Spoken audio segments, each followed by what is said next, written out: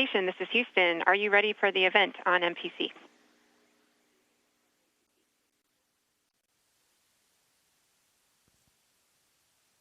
On MPC, I'm ready as well. CBS, The Talk. This is Mission Control Houston. Please call station for a voice check. Station, this is The Talk. How do you hear me? I hear you loud and clear. How me? We hear you loud and clear.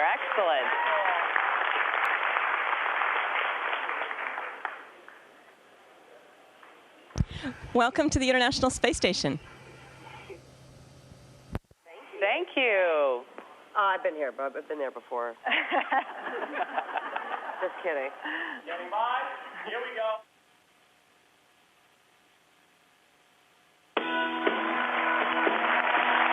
Welcome back to The Talk. Today we have a special treat. We're about to meet a mom whose devotion, let's just say, reaches beyond the stratosphere. Cady Coleman is a NASA astronaut and a mother of two, and she joins us now from the International Space Station. Hello, Cady. Hello. This is so cool, isn't it? Hey, Cady, I want to welcome ask you aboard a the space question. station. This is Leah. Look at this. Wow. Are you going to be okay, or? There's a delay, too, so we got to take that into consideration. Cady, can you hear me? You know, we Yes, I can hear you. Yes, I can hear you. Oh, good. Okay, well, I'm not the brightest person, so please don't try to say smart things when you're talking to me, but when you're talking to Sarah and Julie, you can say, you know, things that have to do with what you're doing. I want to know about your day-to-day. Like, take me through, like, an average day for you. You have your own room, you get up, what do? Do you shower? Do you have a chef? What goes on up there? You know, we get up in the morning, brush our teeth, eat breakfast, just like everybody else, except that everything we do, we're weightless, and all the things we're doing it with are weightless as well. So you start off with that teeth brushing thing, and I have to say, you know, spitting, that's going to be a problem. So we swallow our toothpaste, and the day goes weightless from there. And what is your average work day? Is it like a real 8-hour day, or? And then what do you guys do? You sit around looking out the windows? Or what do you guys do? This is what I want to know.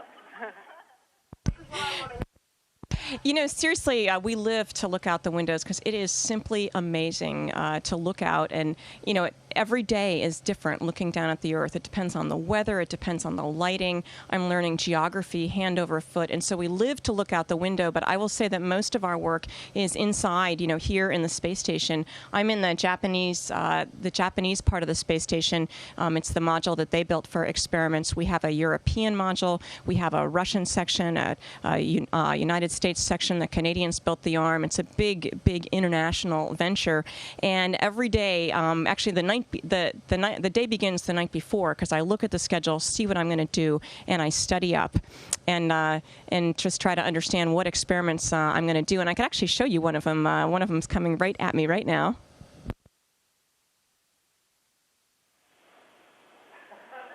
Wow. So cool. What's that? So before I show you this, let me just show you something else. Oops. It's going to come back to me, okay? I want to show you why we do these experiments, and that is because this is a bag of water, okay? And I'm squeezing. Let's see.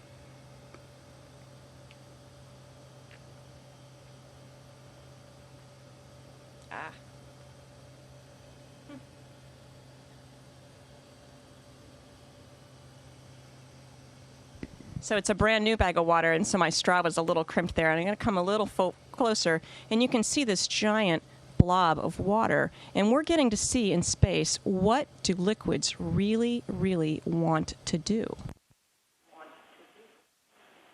Wow. That is amazing. That is amazing.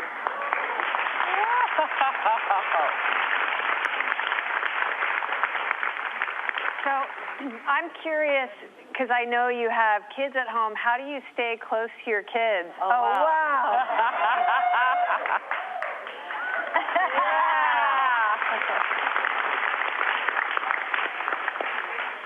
Amazing. Yeah. I'm just curious how you stay close to your kids while you're in space.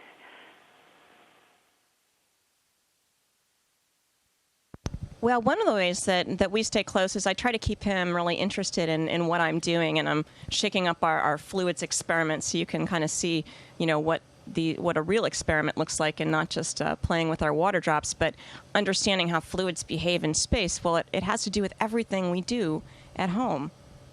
And everything that we wear, everything that is in our house that is made with a process of something flowing through a pipe, we need to understand what liquids do. And this experiment actually shows us how to design fuel tanks for satellites. And you think, well, gee, why would I care? Everybody uses a cell phone, electronic devices, communication, military defense, you name it. And it all comes from things like this. When we talk about trying to keep my son interested, another way I do that is actually to bring one of his things with me up to space. He's a big fan, and so am I, of Calvin and Hobbes. And so I've brought a little Hobbes up in space with me, and I bring Hobbes to do experiments, and I take pictures and send him down to the ground so he understands what I'm doing every day. And I did that while I was training for this mission as well. That's so cool. Wow.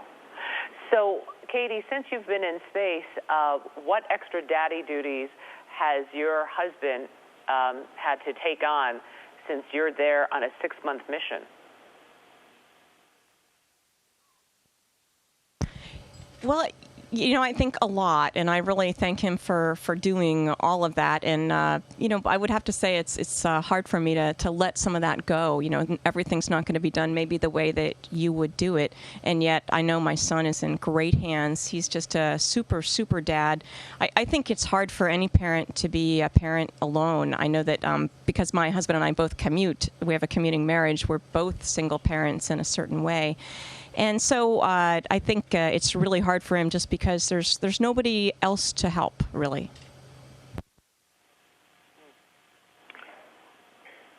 On a somber note, Oh, okay. Hang on one sec.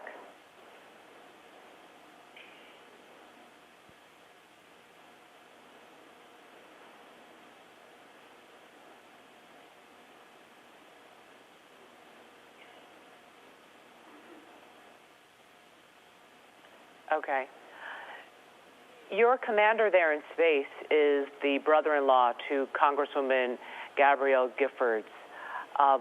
What has it been like at the International Space Station since the Tucson shootings?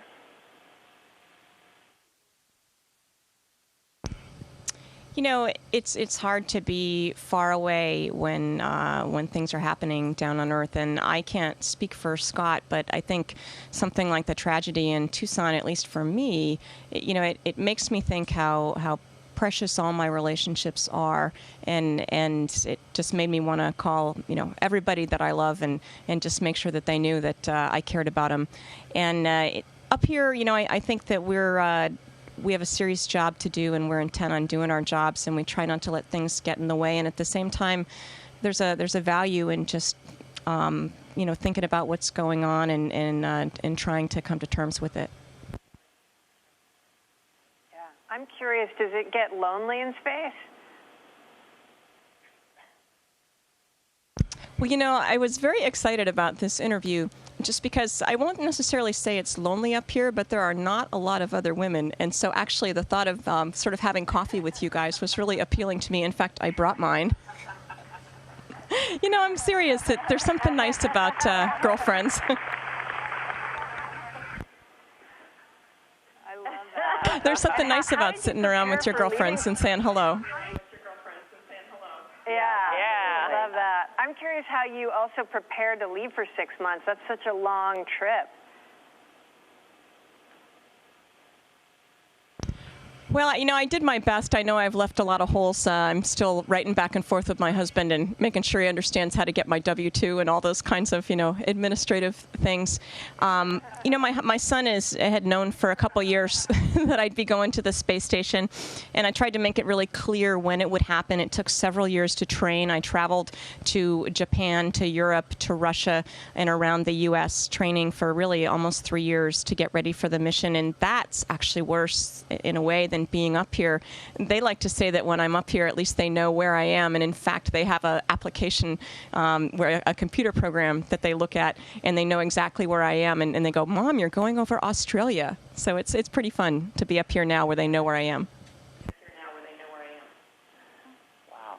What research are you doing in space that you're most excited about?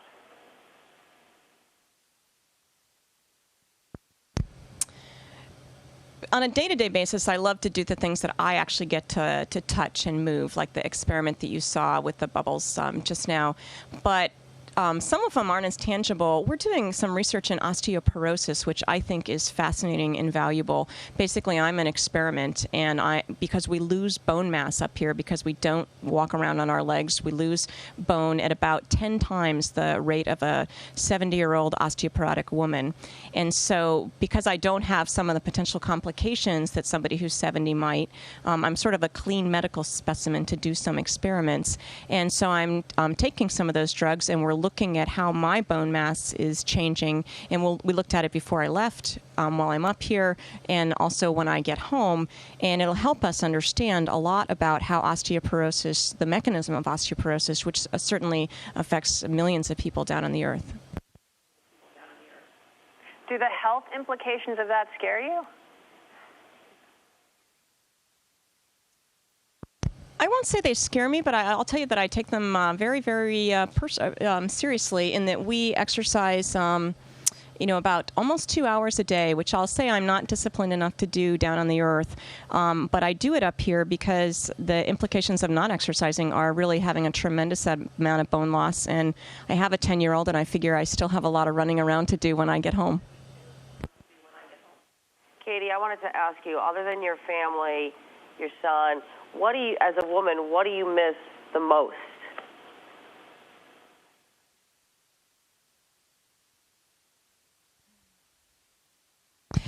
I'm actually so excited about being here and just living in this environment and discovering new things every day in terms of what's delightful about just being here, about moving back and forth. It's just really such a neat place. I don't actually miss anything yet. I certainly miss my family quite a bit, but at the same time, it's not as if I wish to be there. I'm really happy to be here.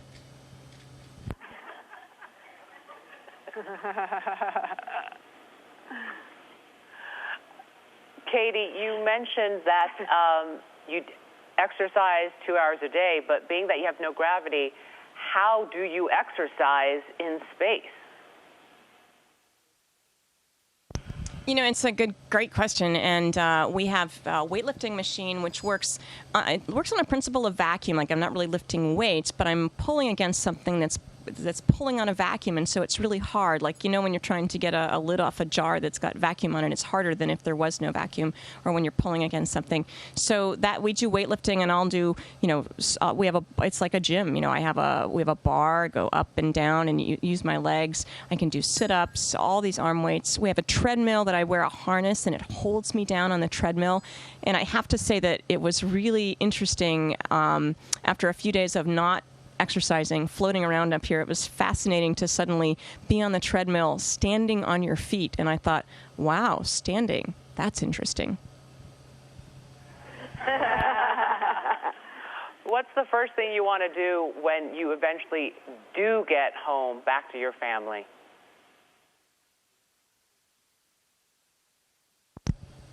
Well, I'm assuming a shower will be like right in there. I mean, I'm actually clean up here. My hair is clean, and we take sponge baths literally, and so you're clean. But there's just nothing about like being actually in a shower. I think, just being on the earth and walking around on your feet, and I think smelling and smelling, just the garden and outside and the street and cars and that kind of sense is a little missing up here, and even just listening to noises that aren't just the hum of the space station and feeling the wind. I'm looking forward to maybe being on a beach and feeling the wind and looking at the ocean.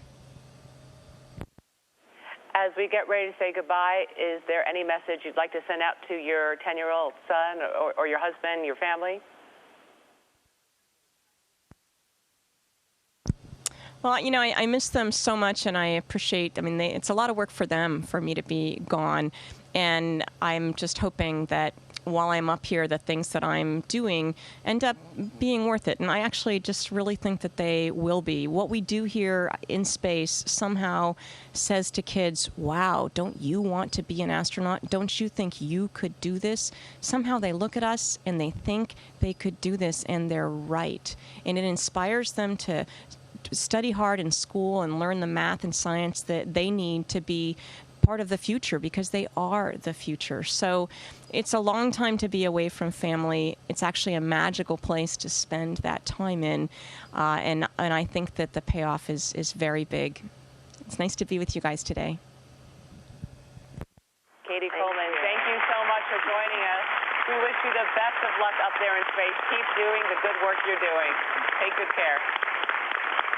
We'll be right back. Thank you, and thanks for inviting me.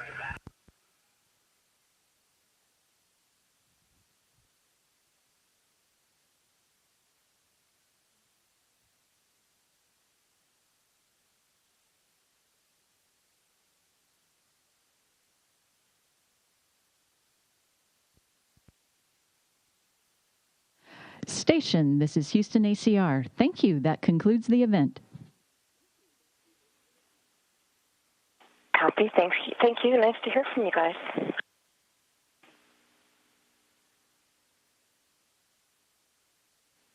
Thank you, the talk station. We are now resuming operational audio communications.